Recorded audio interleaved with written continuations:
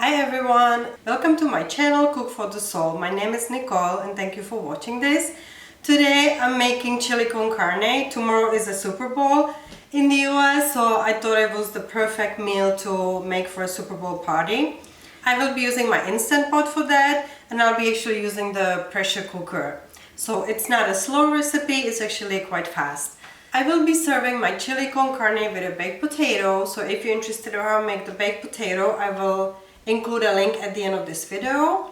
So if you're interested how I make this chili con carne, please keep watching, and also thank you so much for hitting the like button and the subscribe button if you are interested in more content like this.